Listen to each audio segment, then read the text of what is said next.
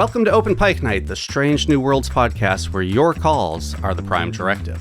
I'm Cameron Harrison, who's getting a solo credit for hosting tonight because, well, I'd like to tell you where John and Jesse are, but that information has been deemed classified. Tonight, on what we're calling Prime Direction, we'll be chatting with the director behind Season 3, Episode 7, What is Starfleet? The woman who knows to keep a camera rolling no matter what. In fact, she's probably recording this right now. Sharon Lewis. Hey, Cameron. Hello, and thank you for joining us. Thanks for having me. I'm super excited. I'm a big fan of this podcast. Are you? Yes, I have to tell you, when I got the job at Strange New Worlds, I did all this research, and then I found your podcast, started listening to it, sent it to a bunch of the actors. Because the one that really hit me was when you guys were trying to guess what was going to be on from the trailer on Season 3. So I sent it to Minor. I sent it to Celia. And Minor and I had a good laugh about it because you guys were like, is it Thanksgiving? We see a turkey. What's happening? It was fantastic. Also, I couldn't believe how much you guys got right. Yeah, we were about 50-50, I think, on our accuracy. Yeah, it was pretty. And also Alan, the writer of What is Starfleet, the episode that I directed and you guys talked in. I also sent it to him too. I was like, these guys are on it. Aw, that's so sweet. Thank you. Yeah, some of the best. I don't know. It's still hard to get used to. Like, the people who make the show we're covering are also listening to our show. It's a real salat who ate its own tail. I'll keep making this joke. I don't know if I'm getting that phrase quite right yet. Which was also an excellent episode. So good. Oh, Absolutely. My gosh. Oh, my gosh. You guys are on fire this season. Yeah. Yeah. I've loved every season, though. Yeah. Oh, I mean, yes. Yeah. It is. Yeah, we've been trying to determine what's different about Season 3 because, I mean, every season has felt confident. Every season has taken big swings. Yeah, the writers have had some interesting insight, but yeah. I think Season 2 primed us for Season 3. You know, like the musical, that was a big swing. And it was a big swing that hit. So then I think, Season 3, when they were, hey, how do you feel about doing, documentary style episode, I was like, that's my jam. That's where I come from. That's my background. But I don't know if that could have happened without our Season 2 swing. Yeah, I think the Lower Decks crossover also showed like what they could do with tone and how far they could go. But you led right into my first question, Sharon, which is, they are very precise with picking their directors on Strange New Worlds. So, as you said, you do have some documentary background. What is it you feel that led them to tapping you for this episode? Well, I know you've heard Chris Fisher is the most amazing person in the entire world, and you have to get him on the show. We have been trying. Yes, he's a busy man in high demand. Busy. He's the producing director, and I had my interview with him, and I've heard Jordan talk about it too. Like, it's like having a conversation. It doesn't even feel like an interview.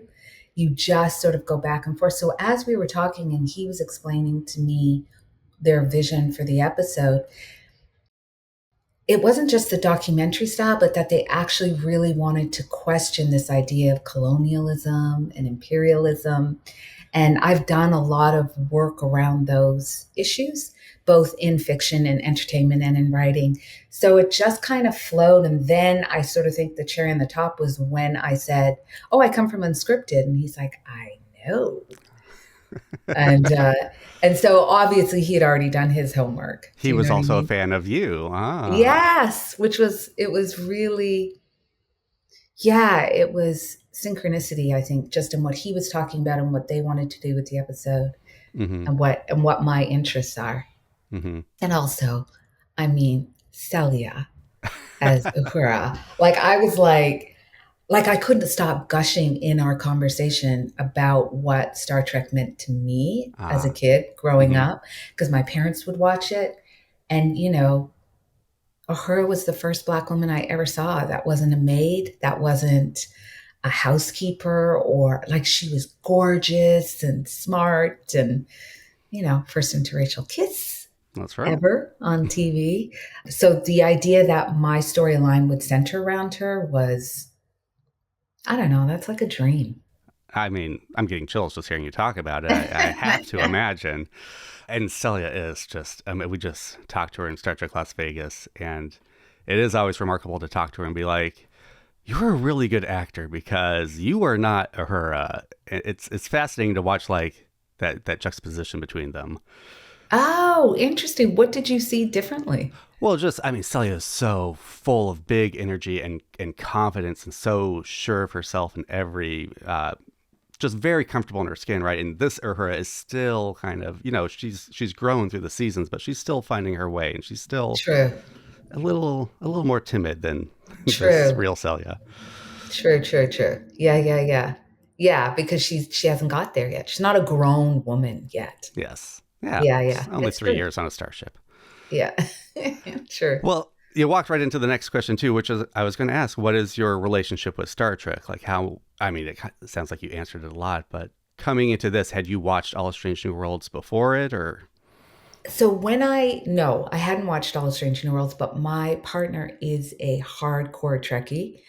So I've grown up. I've been with him hearing all along how I am not. You know what I mean? Like you don't know enough. You don't so I know what's going on. So anyways, we sat down and we watched all of Strange New Worlds together. Mm-hmm. And I was in right from the very beginning. I think because it harkens back to the original series, I have a nostalgia for it. I have a tie into it. Whereas he's like a Trekkie for all the, Picard and Discovery and all of that. Strange New Worlds holds a special place for me. Like I understand the characters and I understand that world. And I don't know, this particular series feels personal to me. Mm-hmm. Well, one thing we heard from Alan was that you had written your own interview questions for the actors as part of your process in directing this, which, I mean, it sounds like you must have been pretty familiar with the characters based on some of the questions. Can you kind of talk about that element? Yeah. Well, usually, as a director, when you prep for a series, you watch everything prior to it, or, all the episodes prior, and then, you think about how you're going to shoot it. But with this one, it wasn't just about watching previous episodes, it was really digging deep into canon about how Starfleet was formed, what it meant, all of the going beyond the sort of what you see in the TV episode, what it meant for each character, their relationship to Starfleet, so that then I could craft those questions and really Mm-hmm. sort of dig in personally on each character. And I'm sure Alan said this, but there was so many great questions that didn't get into the episode. We were all over there, fingers crossed that this will appear on the DVD. Just an, Oh, an unedited reel of them. yeah, because I'm sure he talked about it, but there was gold, just gold. There's gold on the screen too. Yeah, some of them made it onto the into the final. Absolutely. But it was so fascinating to get to ask Spock questions about Spock, Mm-hmm. And have them and to answer as see, Spock. yes, and to have him answer as Spock. It was, yeah, I mean, asking everybody, but Spock never gets asked personal questions. Mm-hmm. And so it was interesting to have Ethan as Spock answer those questions. And also as the director of the episode, but also kind of playing the director of the documentary. Right. Well, okay. I want to jump into that, but Alan did mention a moment with Babs and Benga asking him a question. Do you know? I'd like to hear the story from your point of view. Well, yeah, that was deep. That was incredibly deep because I asked him about his relationship with his daughter. Mm-hmm. I asked him, Babs, I mean, Mbenga, Right. but they didn't know, right? Like they didn't know what questions were coming. So even for the actors, it was unsettling because, usually you come on set, here's your script, here's what we're going to do, we block it. I didn't let them do redos. Mm-hmm. So, we set up the interview with Mbenga. The cameras are there. I'm acting like the documentarian asking those questions, and they didn't know what was coming. Is this the question I think when I asked him about It sounds like. It No, sounds you like. tell me. Well, just that, yeah, you asked him a question and he responded with something along the lines of like, where did you get these questions? And like you yourself felt nervous in that moment. Totally. He got mad. Yeah. Yeah, yeah, he got mad. Like you could tell that Babs slash Mbenga was kind of like, wait a minute, like we're not going here. I was asking him questions about redacting material Mm-hmm. and what happened, what actually happened with the Klingons and what was his role. Mm. And, um, or I would just ask questions like, what does killing feel like? And, yeah, not happy. Right. Not happy. Although I I mean, asked he's, that question, and Anson, who plays Pike, that answer ended up in the episode. oh, okay. That was an unscripted one. Yeah, yeah, yeah. I would say 60 to 70% of the questions were unscripted. Oh, wow. So that their reactions were truly authentic. Mm-hmm. Like that whole story that Anson talks about as Pike about losing his oh God, what is it? His the calf that he loses. Oh, the horse. Yeah, yeah, yeah. Yeah, the horse that he loses. That was all spontaneous. Oh, wow. That was not scripted. Like Anson just spoke about that. I know. And Mbenga's Babs's I do not recall. I do not recall. Unscripted. That felt raw in a way that, yeah, when I heard that, I Yeah. was like, that moment. Yeah. Well, Yeah. great job on that, because I really do feel a lot of that anchors the episode in a way it doesn't Yeah. need, but in a way that really adds a level to it. So you were talking about how you are both the director of this episode and playing the director, playing in a way Beto. I know you've done some acting. Did you use those skills to kind of really step into Totally. him? Totally. Yeah, can you talk about how this was different from a regular directing job in that way? Oh my gosh. It was, and Alan, like, thank thank goodness Alan was open to not only was he open, he was like, this is great. Like he was so encouraging for me to use that process that I have as a documentarian where, you keep the camera running, you ask questions that people don't expect. But also that I would ask them like how Minor Beto would ask them. Mm, Yes, so being an actor helped because I could just kind of ask questions that kind of were digging at things as opposed to a journalist who would ask them in a particular way.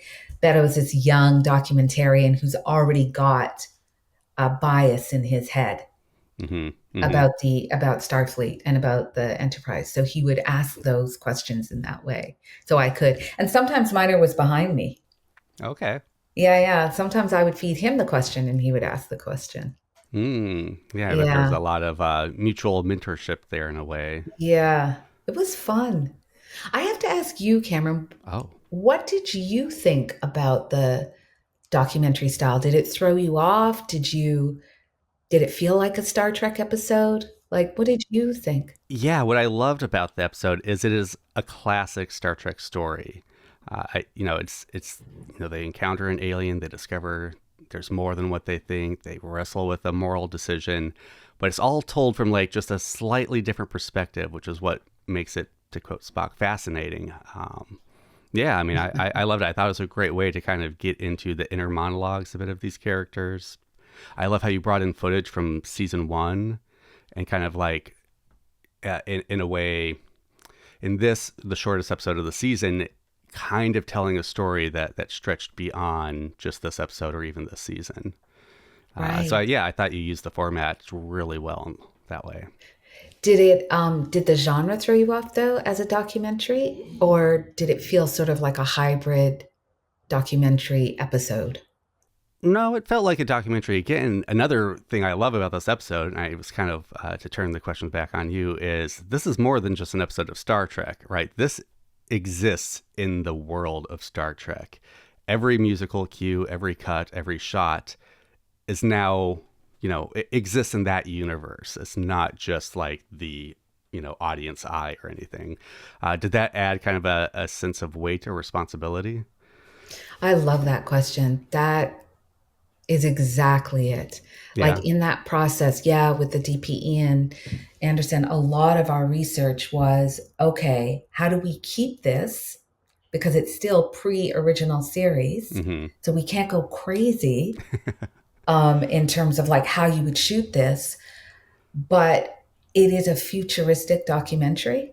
Mm-hmm. So also how do we make sure that style of that documentary feels futuristic but also could exist on the Enterprise? Mm-hmm. So what Ian was telling me the other day, the DP and I was talking to him, he's like all those close-up shots that we use, those monitor shots. So the belief that there is surveillance cameras all over the Enterprise and that when you do those really, really tight close-ups, there's a camera inside the monitors, which is Mm-hmm. why you're seeing Celia so close with all the lights underneath or any of the characters. That's now a language that they're using going forward. Mm-hmm. Yeah, I mean, I was noticing like it feels like you might have been establishing some canon about how like the view screens and cameras and everything works, which had to have been kind of exciting. It was exciting and also a big responsibility because you're also thinking, okay, so now if there are surveillance cameras on the Enterprise all the time, then that means people can see things all the time. So then, in order to kind of wrestle with that question as to why then wouldn't we know things about Mbenga? Why Mm, wouldn't we know things that, that not everyone's watching all that surveillance right. material all the time? And there's no reason to be watching that surveillance. And also that it gets redacted. Mm-hmm. Mm-hmm. So we had to kind of establish that there's a process of redacting classified material Mm-hmm. in a consistent way as to explain why in previous episodes you wouldn't know, certain people wouldn't know certain things. Right. And we won't talk about why on TNG they just don't know what people are doing on the ship ever. Yeah, I That's know. their own problem.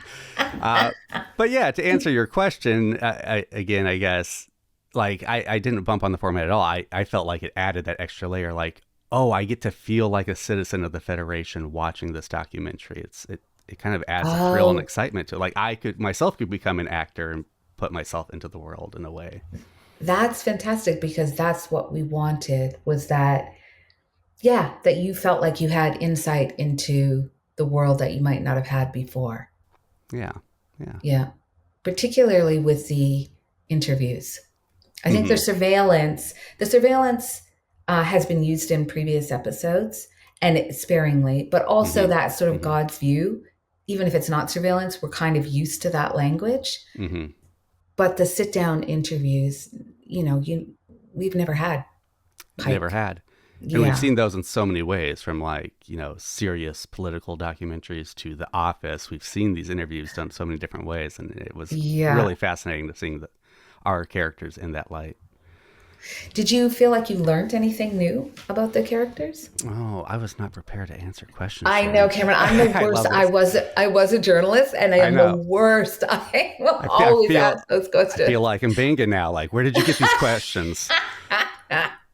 Did I learn anything new about them? I mean, I feel like Erica for sure. We've gotten some backstory on that we have not gotten before, and we've all been clamoring for more Tegas on this podcast. So it was great to get more She's from her. phenomenal, huh? So Like phenomenal. she's like, yeah, man. And I She's feel like next we've just level. scratched the surface. Yeah, I was saying like, she's mostly the quippy character through season 1 and 2. She has some Yeah. fantastic moments in season 2, but like when she was bleeding out in the first episode of the season, and she's like saying, "Put me in the chair," I can like. There was some acting chops there we had not seen yet, and I was like, Yes. she's got it. Yes. I'm hoping in the DVD you'll get to see there's a very emotional scene between her and Beto Uh where huh. she talks about her mother and their mother dying and their relationship. And, obviously all of that stuff couldn't fit in, especially the shortest episode of the season. I think they Mm-hmm. wanted to keep it tight and focused. Mm-hmm. Um, but you really see that love between her Mm-hmm. and her brother and yeah, and Mm-hmm. and Melissa's acting chops. Mm-hmm. Uh, Otherwise, I feel like we got a lot more about Uhura, like her continued kind of, again, she's still on this journey of becoming who she is, and understanding if she belongs in Starfleet. We see her question her place too until she comes around and realizing what Starfleet is at the end. Maybe to turn the question around on you, then we get both Mbenga and I feel like Una have reasons to be skeptical of Starfleet, right? They've had their complicated relationships with Starfleet. Why do they stick around? Why do they still love Starfleet? And that may be a question the series will continue to ask and answer, and it doesn't need to be answered in this episode. But I was kind of looking for, especially Mbenga, like, all right, you are also a weapon that doesn't want to be a weapon, much like this alien. Why do you still love this organization? It's funny because I feel like Mbenga, in answering those questions, opens up that question even for himself. Yeah. Mm-hmm. So it feels a little bit like he's starting to question that. Mm-hmm. Because he doesn't answer in a way that is like openly defending Starfleet. He sort of deflects. Yeah. He deflects. Whereas I would say with Una, she actually does defend Starfleet. So she feels less pulled than Mbenga does. Mbenga seems to me that he's also asking that question. Mm-hmm. What is my role? What am I, whereas Una was like, I listen to orders, I follow orders. Starfleet is about that whole thing that she has in the end of the episode where you sort of see her fighting with Mbenga. I think it's community for her. Also because you remember I know you do remember, she didn't belong. She wasn't even supposed to be there in the beginning, right? Well, she's still only there on a technicality. True. Really. I mean, Starfleet hasn't fixed itself in that way yet. True. So in which case, Pike has allowed her to be there also because she's family. I think sort of what Uhura says really does count for Una, which is that Starfleet is the people. It's, as cliched as that sounds, I really felt that at the end of the episode, that it is these people. Yeah. I mean, for me, Star Trek's always been about the characters. So that makes sense. Yeah. About the characters, but I don't know. For me, during this process, it somehow really finally cemented that they're family. They're a complicated, not dysfunctional, but complicated family. I don't know. Yeah, at the end of this episode, I really felt that. Maybe because they're all sharing a meal and they were laughing. And although Beto was driving them crazy, they accepted him. Maybe that's part family. of it. Yeah. Well, I appreciate that insight. I feel like on the first watch, I wanted a little more closure from some of these characters, like Mbenga, but having watched it a second time, having talked to Alan, and even just 20 minutes with you, I am seeing where it doesn't have to be neat and tidy like that. Maybe this did open up more questions for him, and that's not resolved yet. Yeah, that was my feeling in the way that he answered, both the actor and as Mbenga, that Mbenga might have complicated feelings about it. Yeah. Even Beto and Uhura don't necessarily end up together, right? Right. It doesn't there's that hint of romance and that sort of hint that something's going to happen, but I don't know that it will. Yeah. I don't get a sense that either way, it could go either way, but I agree with you. Nothing was sort of kind of like a documentary. There's no sort of right or wrong or wrapped up sort of. Yeah, you could put your editorial kind of statement on it, but it doesn't change the reality of things. Yeah. What it did do for me was, and my hope as a director was to make sure that we feel that hope that Strange New Worlds always gives us, that just sense of there's goodness in the world that Star Trek has always given us. That there's just there are good forces in the world. It did feel like a response to this conversation that comes up a lot with Star Trek was with what is Starfleet? Is this, I think a lot of people love Star Trek because it presents a utopian vision. And then a lot of people are like, well, that's not realistic and it needs to reflect today. And today is not a utopian vision.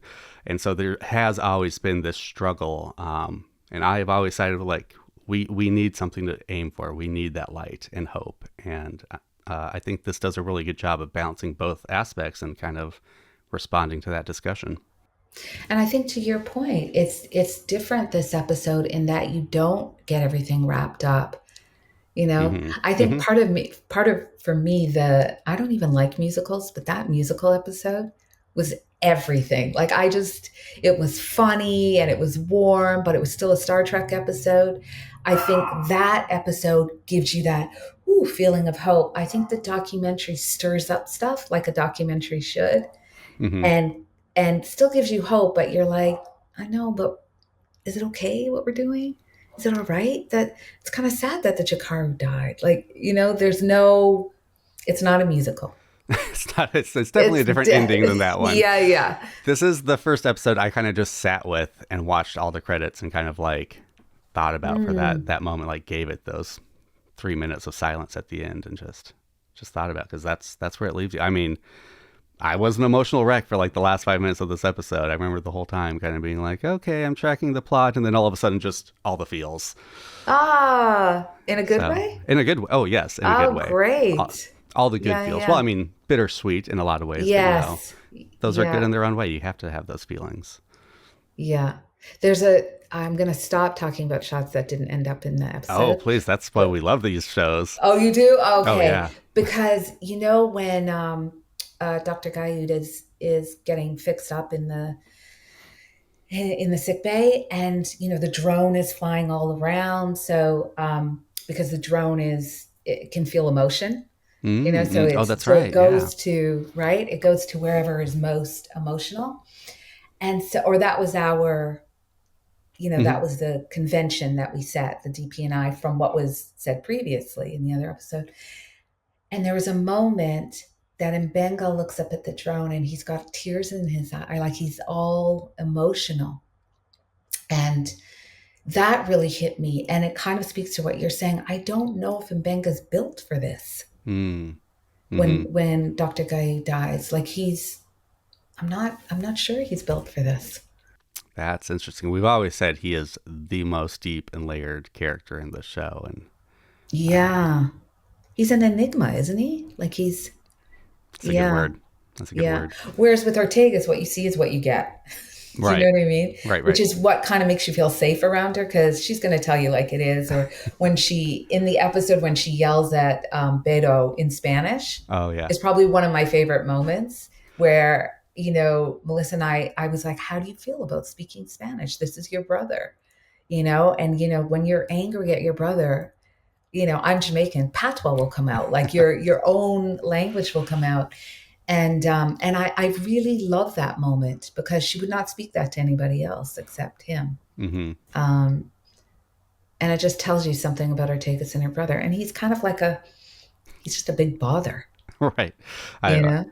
Yeah. I keep wanting to say things about the next episode, but I can't yet. But yes, we do learn more about them. Yes. I do want to dip a little bit into kind of the nuts and bolts of directing this episode.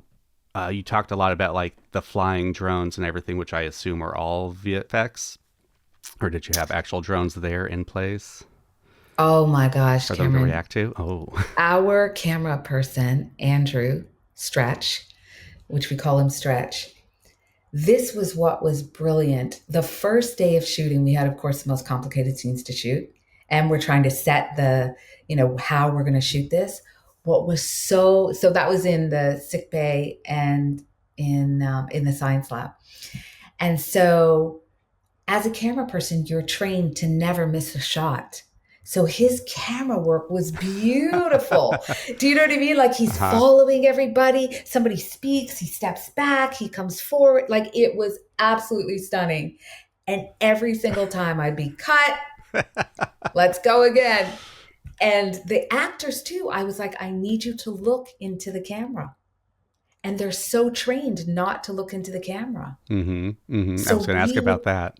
so we would honestly, we shot that scene over and over and over again, partly because that was our practice of getting into the documentary feel, where I was like, I need you to miss it and then come back like a drone would, or I need you to go down a little too far and then come back up, or press in just a little uncomfortably close.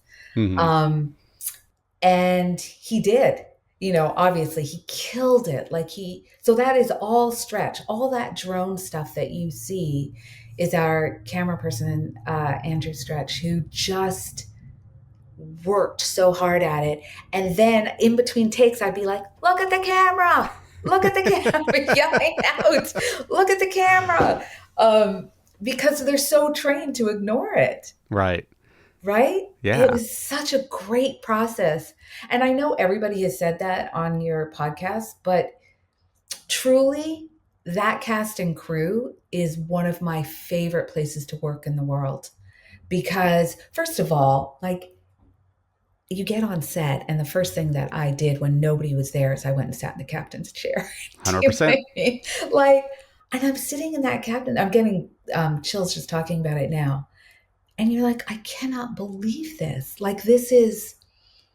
It's not just TV history. It's lore, it's culture. It's what I grew up with in terms of giving me hope. Like I said, seeing an interracial kiss, having Uhura as my sort of beacon of especially as an actor, like, oh, I could do this. I could do, what she does.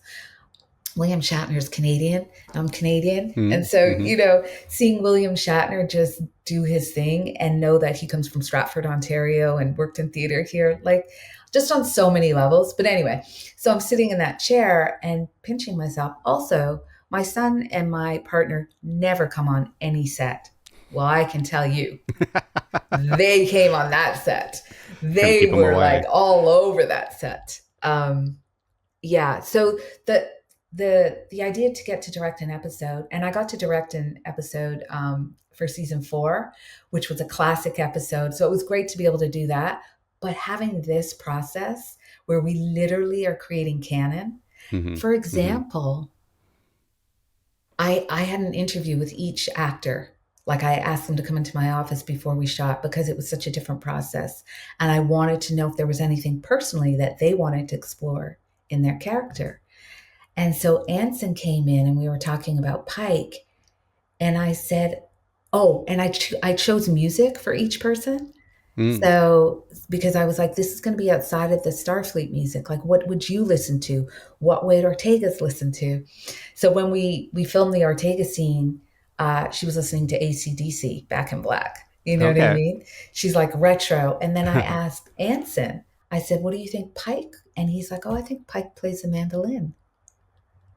So, because that's now canon, we have to make sure we get permission from everybody. Is that okay? Because now Pike plays the mandolin. Right. So the scene that you see with him playing the mandolin is Anson really playing the mandolin. So he knows how to play the mandolin. He and he rehearsed it and rehearsed it and rehearsed it and played it. And we were like, imagine getting to create canon around these Star Trek characters. That's phenomenal. Real. So now Pike plays the mandolin. I know Erica really wants Ortegas to play the banjo, so maybe in season 5 they can form up a little band. And I don't think Melissa would mind me saying this, but in the episode, we talked about what would be in Ortegas's room. How can we make that really personal? And her partner had passed away, and there's an album cover, and that album cover is his album cover, and that's in the room. So there's so many personal touches that are in there that came from those actors sharing with me honestly about where they're at and what is their characters and what is their personal thing that they bring to their characters. It's a lot of blending of fact and fiction with this episode. Yeah. Yeah. I love that. Yeah, me too. There's little Easter eggs that I think, when you go back and watch the episode, you'll see as well. So I do want to dive down just nerdy kind of filmmaking process thing. Again, you've got the drones and the shots. Did it limit you in being able to improvise shots on set because you knew you might have to add a visual effect of the drone there if you put a camera shot there, or were those pretty easy to accomplish? No, that's a great question. And because you've interviewed so many people, you know how challenging it can be with the VFX, how much VFX you can do. So every director, every writer is really aware of how much VFX we're writing. Um, but with the drone, we had specific drone shots that we knew would be in there. So, like knowing you would see the drone, for example, in the elevator when Mm-hmm. Beto and Ortegas go in the elevator. So, yes, in the sense that we knew once we set up the convention of the drone, we'd be limited in how many VFX shots you could see the drone. So we made sure to design them in a way that you wouldn't necessarily have to see the drone. Right. You were very sneaky about that. I noticed throughout. It's very, very clever, the About shot where you would selection. see it and not see it. Right. Yeah. Yeah. And then also in terms of coverage, like I was terrified. I was like, because you always do masters and close-ups, and that's the language of Star Trek, a lot of close-ups, a lot of masters, and I thought the only time you can justify cutting to a master is if it's a surveillance shot. Mm-hmm. And so we never shot masters that weren't high up surveillance. You just have like panic sweats every night when you went to bed. Oh, we Oh forgot my the God. master. Yeah. Or like people typing back going, what is she doing? Like, what is she, like, this is insane. But the support for making it a documentary was there all the way along. Mm-hmm. I mean, you have to commit if you're going to do it. You have to. And that's the thing about Strange New Worlds. When they commit to a genre, they commit. Mm-hmm. Like whether it's horror or, I mean, Jordan just kills the Vulcan, like humor Yes. is just beyond. Um, and Valerie's is, I guess that's more actiony, wouldn't you say? Yeah, but I mean, actiony, but also feeling very TOS, and I don't know, Yeah.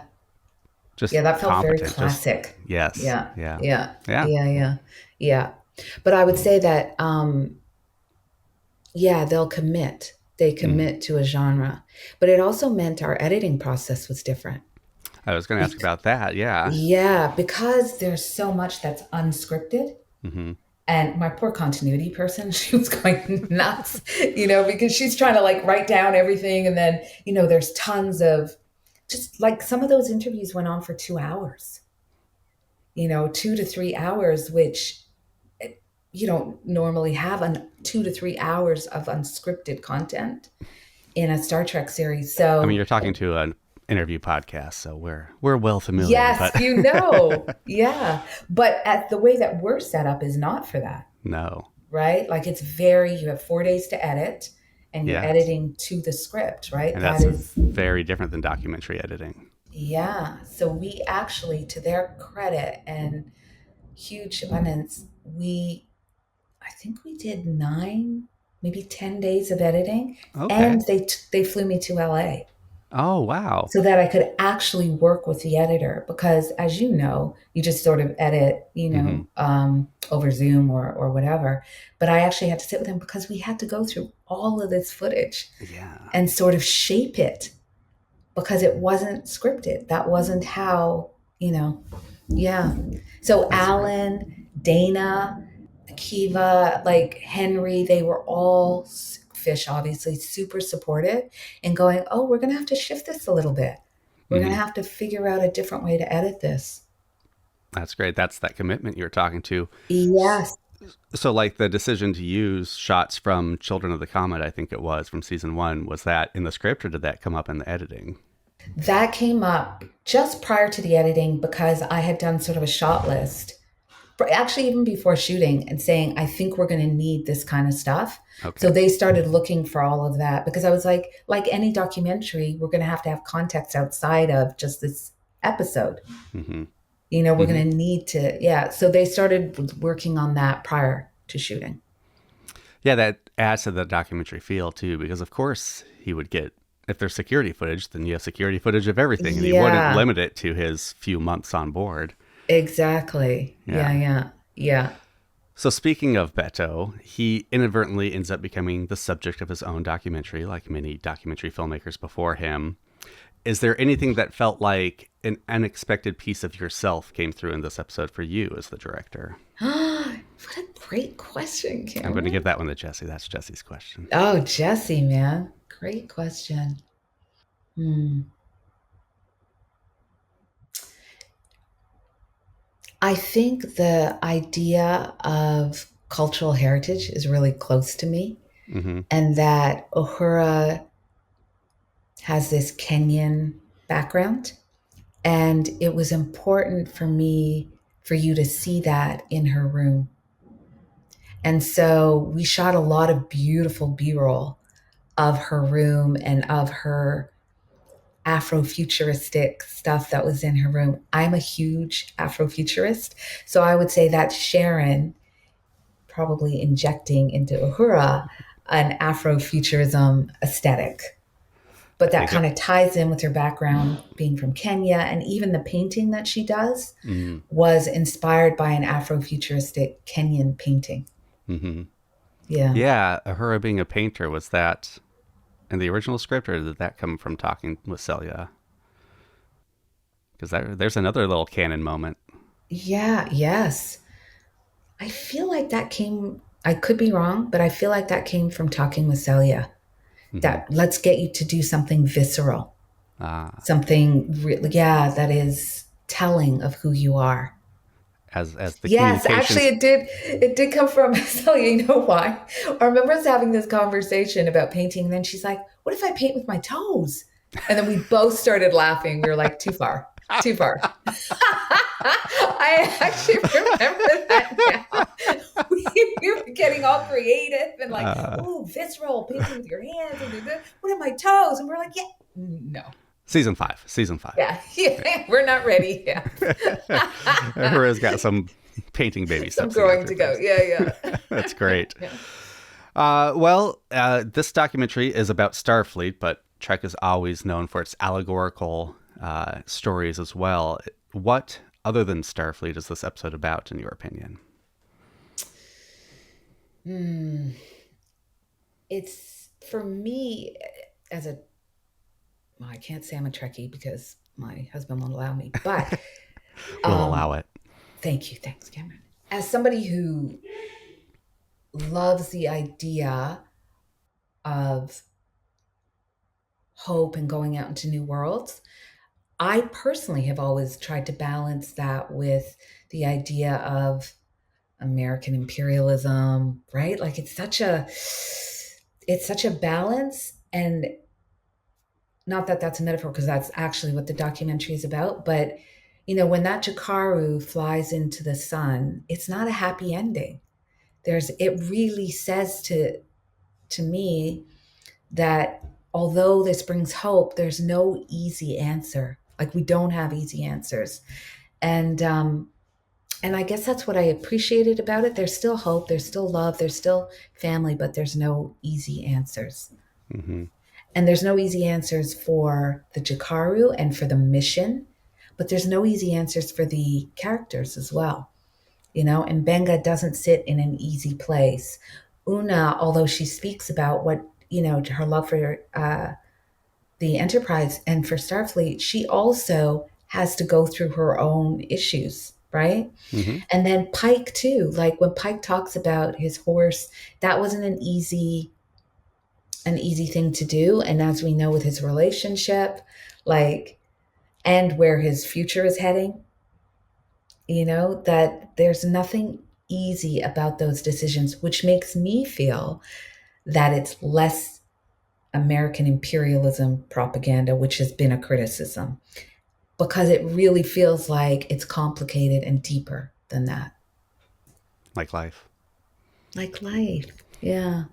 Yeah. Yeah.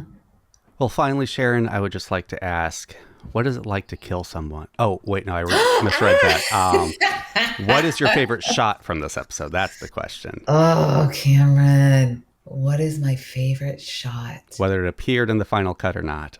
Yeah. Okay, this seems so simple and silly, but when we were interviewing Spock and we have that beautiful close up of him, and we ask him a question and then he just does the eyebrow thing. I just love the Spock eyebrow. There's that, but I can't just end with that one, if that's Okay. okay. That's okay. I also really love Badass Lon just shooting the shit. I just love those Yes. shots. She's so strong and tough and smart and sexy, and I just love all of those shots that we did with her just banging shit out, grabbing Yeah. guns, just being a Yeah. hard ass badass. That's true. Yeah, we didn't even Yeah. touch on that, but that sequence was great. I know we don't have much time, but the music in this, what was it like working with Nami? Can you give it like a 20-second So answer? Nami came to meet with me in LA, which Okay. never gets to happen. So we actually got to talk about music. We got to talk about, the documentary style and how can we infuse them with their own sort of personal styles and music. She is a genius. Is Man, she not? she is. Yeah. Yeah, But yeah. yeah, She is a because genius. this had to not sound like Star Trek, it had to sound like music in Star Trek. And I mean, we've got She to get her killed on to it. talk about this whole season, but this episode for sure. Has she been on before? Yes, yeah, She but has, right? only at the end of season 1, so we have some catching up to Yeah. do with her. Yeah, Yeah. yeah. Yeah, she's phenomenal. Well, I'm going to throw you a little bit of a curveball because you did say you directed an episode in season 4, and people who've worked on the next season, we like to ask for a one-word tease. Nothing spoilery, something that seems very innocuous until we watch the episode, and we'll go, that's what she was talking about. Classic. Classic's your word. I like it. Good. Classic. Yeah, yeah. Oh, can go so many ways with that. Yes. Yes. Classic. Uh-huh. Well, Sharon, this has been delightful. I feel like I understood what it was like to be the crew being questioned. Yeah. And I feel like I've gotten to know the process as well. It's been a holistic experience. That's awesome. I love your podcast. I know I said that before, but this is just the cherry on top in Well, terms of like full circle, getting to direct it and then getting to come and chat with you guys. It's awesome. That's amazing. Thank you so much. Yeah. And we feel privileged to be able to put your thoughts out there for everyone. Thank you. Thank you.